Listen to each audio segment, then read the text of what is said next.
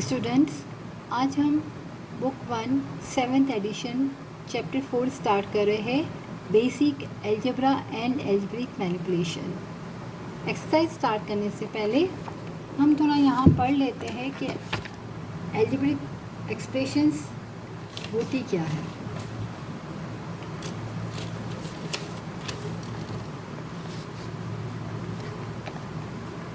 Algebraic expression हमारे पास वो होती है जिसमें हमारे पास वेरिएबल वाली टर्म्स भी होती है और साथ हमारे पास कांस्टेंट टर्म भी होती है। अगर हम यहाँ देखें तो ये हमारी एक एक्सप्रेशन है जिसमें यहाँ दिया हुआ है 2x + 3। तो 2x जो है हमारी वेरिएबल वाली टर्म है और +3 यहाँ पर इस एक्सप्रेशन में हमारे पास दो टर्म है, एक 2x और दूसरी 3। तो जो 2x है वो हमारी वेरिएबल वाली टर्म है और 3 जो है वो हमारे पास कांस्टेंट टर्म है। और लीनियर एक्सप्रेशन वो एक्सप्रेशन होती है जैसे कि जो हमारा वेरिएबल है x, उसके ऊपर कोई भी पावर नहीं है, इसका मतलब हमारे पास 1 है। तो जो लीनियर एक्सप्रेशन होती है वो पावर 1 होती है उसकी। तो जैसे यहाँ पर देखा जाए तो कोई हमारे पास पावर नहीं है, इसका मतलब हमारे पास पावर 1 है यहाँ पर। तो ये कहलाती है हमारे पास लीनियर एक्सप्रेशन।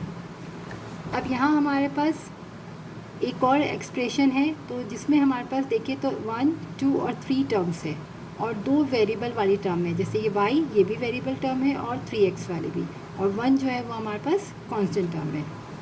तो नॉन लीनियर एक्सप्रेशन कौन सी है हमारे पास, जैसे पावर x की स्क्वायर है, यानी कि वेरिएबल की अगर पावर स्क्वायर आ गई तो वो हमारी लीनियर फॉर्म नहीं होती, वो हमारी क्वाड्रेटिक हो जाती है। तो फिलहाल हम खाली लीनियर एक्सप्रेशन के बारे में पढ़ रहे हैं। तो लीनियर एक्सप्रेशन में जिसकी पावर 1 होती है और वो कहलाती है टर्म जिसमें हमारे पास वेरिएबल जैसे x, y और z और साथ में हमारे पास जो नंबर्स होते हैं वो कांस्टेंट टर्म कहलाती है। यहाँ पर एक और लीनियर एक्सप्रेशन है, अगर मैं यहाँ बोलूँ तो मेरे पास कितनी टर्म है, यहाँ पर 1, 2, 3 और 4 टर्म्स है। तो यहाँ हम लिख लेते हैं जैसे कि यहाँ पर टोटल टर्म्स कितनी है, 4 है। इस एक्सप्रेशन में हमारे पास 4 टर्म है, 1, 2, 3 एंड 4 टर्म्स है। और वेरिएबल्स हमारे पास कितनी है, 1, 2 और 3। तो 3 वेरिएबल्स है क्योंकि x और y, z ये सब हमारे वेरिएबल्स है। और कांस्टेंट टर्म हमारे पास कितनी है, यहाँ पर 1 है। अब यहाँ बोला है the coefficient of x, y and z are. Coefficients क्या है x, y और z के, x और x के साथ जो नंबर है 5, तो ये इसका कोफिशिएंट है। तो हम लिखेंगे the coefficient of x, y and z are, x का हमारे पास क्या है, पहले 5 है, कॉमा y के साथ हमारे पास यहाँ कोई नंबर नहीं है जो मल्टीप्लाई हो रहा है, जिसका मतलब 1 है। y का कोफिशिएंट हमारा क्या है, 1 है। एंड z का कोफिशिएंट हमारे पास क्या है, -3। तो ये हमारी एक्सप्रेशन कहलाती है लीनियर एक्सप्रेशन, जिसमें हमारे पास वेरिएबल्स होते हैं कुछ और साथ हमारे पास एक कांस्टेंट टर्म है। अब हम एक्सरसाइज स्टार्ट करते हैं 4A। 4A में question number 1, write down N algebraic expression for each of the following statements. यहाँ पर हमारे पास कुछ स्टेटमेंट दिए हुए हैं जिससे हमें अलजेब्रिक एक्सप्रेशंस बनानी है। फर्स्ट पार्ट में ए में बोला है कि ऐड करना है 5y को, यानी हमें ऐड करना है, यानी हमें प्लस करना है 5y को किसके साथ, to the product of a and b। Product यानी कि मल्टीप्लाई कौन हो रही, a और b। तो हमें यहाँ बोला है कि हमें ऐड करना है 5y को, हम लिखे प्लस 5y किसके साथ, to the product of a और b। किसके साथ, a प्रोडक्ट b के साथ हो रहा है, जिसके साथ हमें 5y को ऐड करना है। तो हम इसको अगर यूँ लिख लें मल्टीप्लाई करके, तो AB + 5y हमारा एक्सप्रेशन बन गई, ये हमारा आंसर हो गया। सिंपल, हमें यहाँ खाली एक्सप्रेशंस बनानी है। तो यहाँ बोला था ऐड करना था 5y को, हमने लिखा add 5y to the product of AB। a और b आपस में क्या हो रहा है, प्रोडक्ट, जिसके साथ ऐड हो रहा था 5y। पार्ट बी में हमारे पास है कि सब्ट्रैक्ट करना है 3 को, किससे, from the cube of f। अब यहाँ बोला है क्यूब ऑफ f। क्यूब और स्क्वायर हमने पढ़ा है कि स्क्वायर का मतलब क्या होता है, कोई भी अगर टर्म है, फॉर एग्जांपल x है, उसके ऊपर मैं बोलूँ स्क्वायर है, तो हम क्या करते हैं, पावर 2 लगाते हैं। और अगर क्यूब बोले तो पावर 3 लगता है। तो यहाँ हमें बोला है कि सब्ट्रैक्ट करना है -3 को, हमने लिखा सब्ट्रैक्ट हो रहा है -3 किससे, from the cube of F, यानी एफ ऑफ क्यूब से -3 जो है वो सब्ट्रैक्ट हो रहा है। पार्ट सी में बोला है मल्टीप्लाई हो रहा है k बाई 6q से, k जो है मल्टीप्लाई हो रहा है 6q से।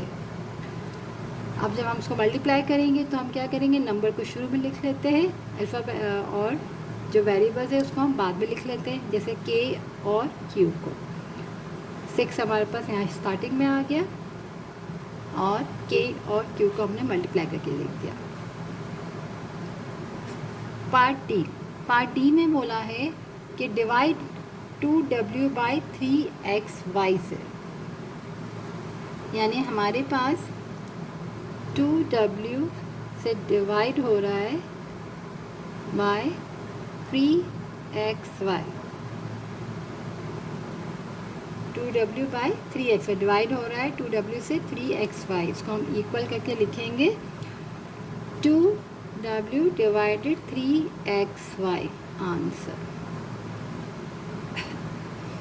पार्ट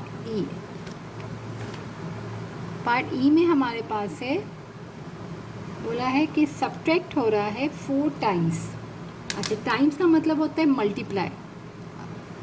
अगर मैं यहाँ होता है कि 4 टाइम्स x, तो मैं लिखती 4x, ठीक है ना। तो 4 टाइम्स, तो पहले बात तो बोला है कि subtract 4 times the positive square root of z।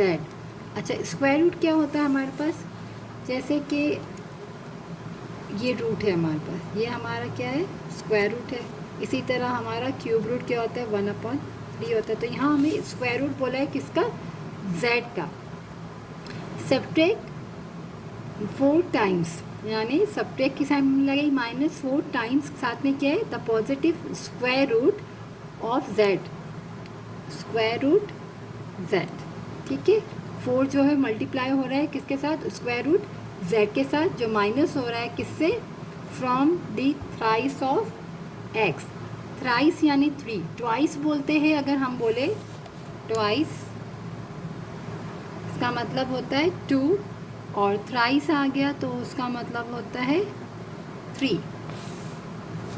तो यहाँ बोला है कि square root of z from thrice of x, तो थ्राइस यानी 3x। Subtract 4 times the positive square root, subtract हो रहा है 4 times of square root of z from किससे, थ्राइस यानी 3 ऑफ x, यानी 3x से। और टाइम्स भी मल्टीप्लाई हो जाता है, और यहाँ भी हमारा मल्टीप्लाई हो गया। पार्ट एफ में बोला है ट्वाइस यानी 2 हो गया, ठीक है। द वेरिएबल्स, अब वेरिएबल्स कौन कौन से, p डिवाइडेड यानी twice the variable of p, यानी 2p,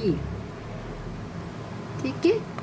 twice the variable p, तो हमने क्या लिखा 2, और वेरिएबल हमारा क्या आता है, जो आपस में क्या हो रहा है, multiply, divide by product of 5 and q, जो डिवाइड हो रहे हैं आप 5 and q आपस में मल्टीप्लाई हो रहे हैं और डिवाइड हो रहे 2p से, 5 मल्टीप्लाई बाय q।